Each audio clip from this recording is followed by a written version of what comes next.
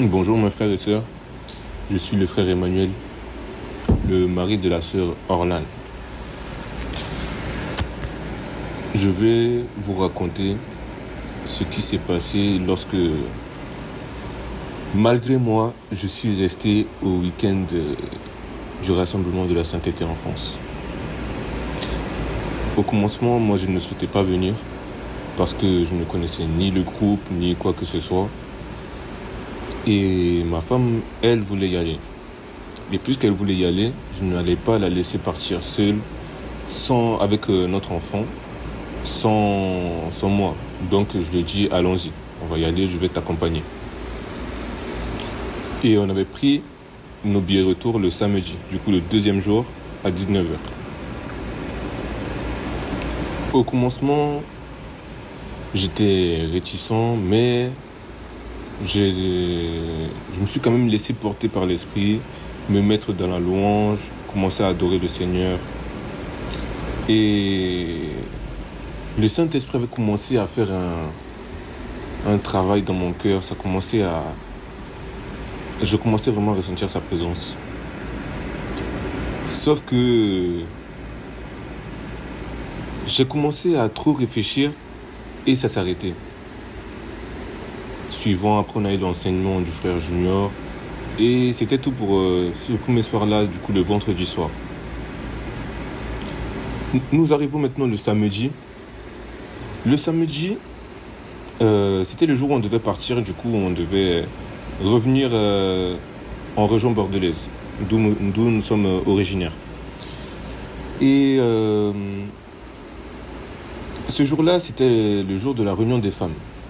La réunion des femmes qui avait terminé vers 17h, qui était aussi l'heure de début de la réunion. Ce samedi-là, c'était un jour où on devait aller à Montparnasse du coup pour 19h, sachant qu'il y avait la fête de la musique, plus le concert de Beyoncé, il allait y avoir beaucoup de monde sur la route pour rentrer. Ça veut dire que moi qui étais déjà à la salle et attendais ma femme, je me disais, je commençais même un peu à m'énerver. Elle met du temps et tout ça alors qu'on doit prendre le train pour rentrer quoi. Parce que moi je voulais pas rester. C'est bien, on a reçu le vendredi soir. Même l'enseignement, j'ai beaucoup aimé. Mais je voulais rentrer. Et elle me dit non, on va rester. Elle voulait rester. Elle m'a dit oui, j'ai parlé avec maman Sarah, elle va voir ce qu'elle peut faire pour nous aider à rester. Et sauf que quand la réunion des femmes est terminée, nous les hommes on a pu rentrer dans la salle. Et à ce moment-là, maman Sarah et le frère Junior, ils sont partis. Et Orlan du coup commençait à regarder les billets pour voir combien ça coûterait si on devait changer les billets. Ou le revendre pour essayer d'avoir une réduction sur le prochain billet. Et quand elle a commencé à regarder sur le site de la SNCF, le billet affichait 106 €, sachant qu'on passait par des moments difficiles. Et bien c'était pas dans nos cordes. Mais quand moi j'ai pris le téléphone pour essayer de voir ce que je pouvais faire, mes frères et sœurs, tous les billets, le billet était passé de 100 € à 0 €. Quand j'ai vu ça, j'ai dit, hé Seigneur, donc tu ne me donnes plus aucune excuse pour partir, pour ne pas rester. Parce que ma seule excuse, c'était que on n'avait pas assez d'argent, qu'il y avait des choses à payer quand on rentre, du coup on ne peut pas utiliser l'argent pour... voilà. Sauf que là, le Seigneur me donnait aucune excuse à ne pas rester dans sa présence. C'est comme ça que Dieu a fait ce premier miracle lors de ce week-end pour moi. Nous avons pris les billets du coup que le Père avait payés. Nous sommes restés le samedi. Le samedi maintenant,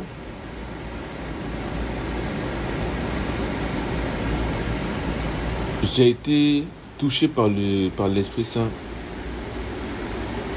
Et je suis même tombé. Alors que Moi, je m'étais toujours dit que moi, je ne vais pas tomber. Je suis un grand garçon. Voilà. Je suis tombé. Quand je me suis relevé, je me sentais différent. Quelque chose avait changé en moi. Mais je n'avais pas encore compris qu'est-ce qui avait changé en moi. Quelque chose avait changé en moi. J'étais là, quand je me suis relevé, en fait, pendant que j'étais au sol, il y avait un frère qui était en train de souffler sur moi. Il soufflait sur moi, il y avait une chaleur dans mon corps, des vagues de chaleur dans mon corps, en fait, qui traversaient des fois soit mes jambes, soit mes bras. Je ne comprenais pas trop ce qui se passait dans mon corps. Par la suite, j'ai compris que c'était un nettoyage dans mon corps, en fait, qui s'est passé.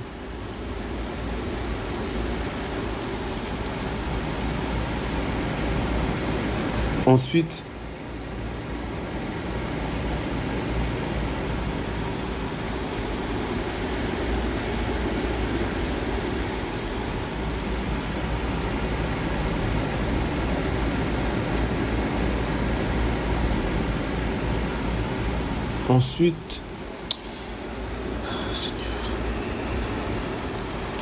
nous avons eu l'enseignement du frère Junior. Un enseignement que je n'avais jamais eu de cette façon. En fait, un enseignement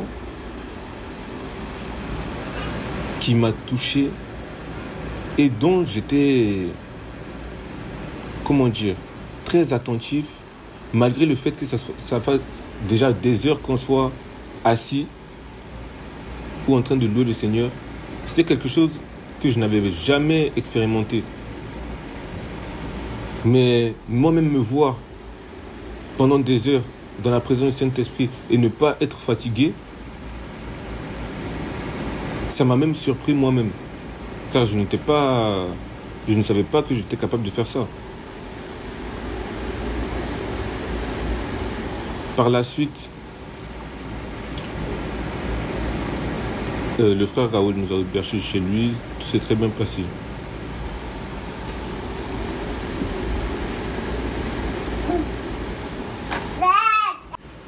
J'ai oublié de mentionner quelque chose.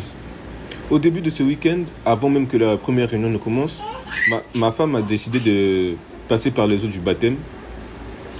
Et les frères m'ont demandé si moi j'étais baptisé. Moi, je leur ai dit, oui, je suis baptisé dans une piscine. Et ils m'ont dit que c'est le frère Patou qui m'a expliqué. Le frère Patou, du coup, qui m'avait expliqué la différence entre le baptême dans une piscine et un baptême dans l'eau, à la mer, rivière, l'eau naturelle. Je comprenais le raisonnement, mais je n'avais pas encore la conviction. Donc, je dis au frère, je n'ai pas encore la conviction. Tant que je n'ai pas la conviction dans mon cœur, je ne vais pas me baptiser. D'accord. Nous allons revenir du coup à la fin de... Nous allons donc revenir à la fin du deuxième jour. Le frère Raoul nous a hébergés chez lui. Et la nuit s'est bien passée. Le matin, on a eu encore à discuter du coup de ce baptême. Il m'a dit qu'il y avait des frères et sœurs qui se baptisaient si moi je voulais y aller. Et après un moment de méditation dans la parole et tout ça, moi, tant que je n'avais toujours pas la conviction de me baptiser. Et du coup, j'ai dit aux frères,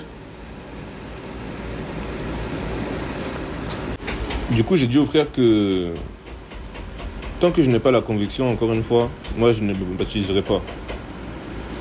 Et donc, il est parti s'asseoir et continuer à faire autre chose, quoi.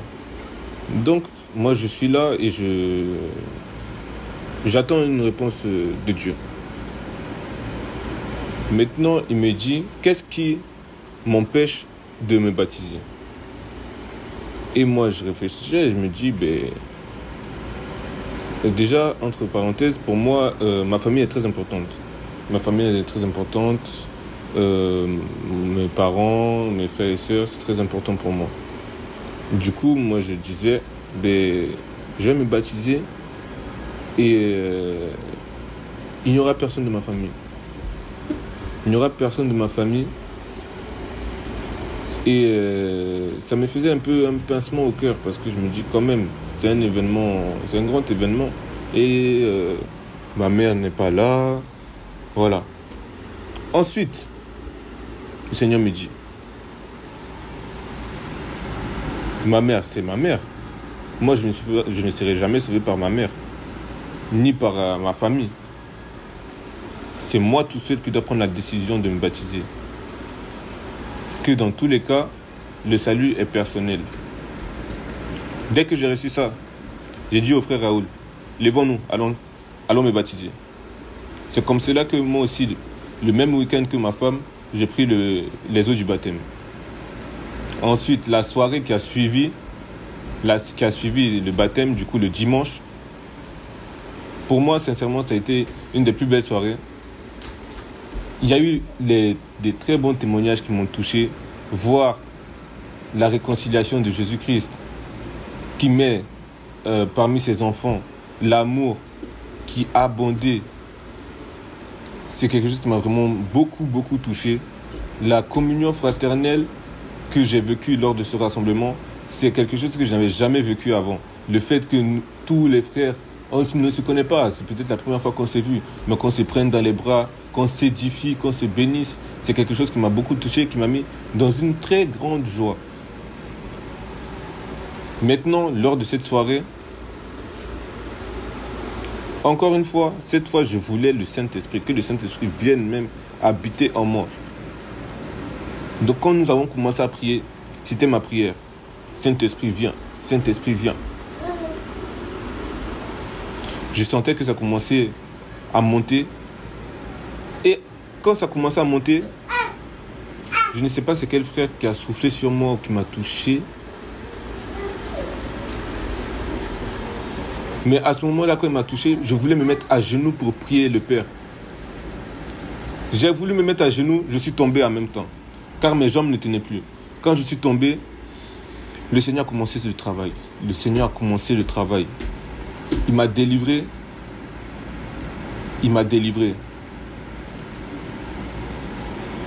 Il m'a délivré. Je vais vous expliquer. Il m'a... En fait... Comment dire cela? Je suis tombé et il y avait de l'électricité dans ma main. Dans ma main droite. De l'électricité dans ma main droite. J'essayais de calmer ça, d'essayer de contenir ça. Mais je n'arrivais pas. Je n'arrivais pas à contenir. C'était beaucoup plus fort que moi. Vraiment, c'était puissant, quoi. Je savais que c'était le Saint-Esprit qui était en train de faire quelque chose dans mon bras. Mais à ce moment-là, je ne savais pas encore. Donc ça continue, ça fait. Ça me électricité dans mon avant-bras jusqu'à ma main, tout ça. J'essaie de retenir. Ça s'arrête après. Quand ça s'arrête, c'est maintenant que je vais commencer à reprendre mes esprits et comprendre que le Saint-Esprit, quand je reprends mes esprits, c'est là que le frère Junior va dire, le Saint-Esprit vous a donné ce dont vous avez besoin.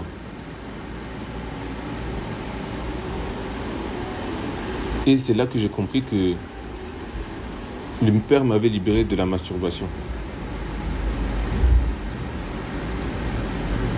Et c'était un combat que j'avais tout seul. Car ce n'est pas quelque chose dont tu vas en parler. Car déjà pour moi personnellement, c'était déjà une honte de faire ça. Et le fait que le Saint-Esprit me délivre de ça, pour moi, ça m'a mis dans une très grande joie. Une très grande joie. Telle que j'étais là et puis je souriais. Je louais Dieu, je souriais. J'avais le sourire, un sourire que je ne pouvais pas arrêter. Parce qu'il m'avait délivré de quelque chose de plus de 8 ans que j'étais dedans. Il m'a délivré en un clin d'œil. Car il savait ce qui était bon pour moi, plus que moi-même. Le Seigneur m'a beaucoup béni pendant ce week-end, je remercie tous les frères et sœurs qui m'ont pris comme leur frère, justement, qui n'ont pas fait attention à quoi que ce soit de physique, mais qui ont pensé surtout à moi, Emmanuel, sans autre chose. Les frères qui m'ont conseillé, qui n'ont pas été, par exemple pour mon baptême, dans le forcing, si je peux dire, mais qui ont laissé Dieu faire les choses jusqu'à ma conviction et jusqu'à la prise de décision de me baptiser.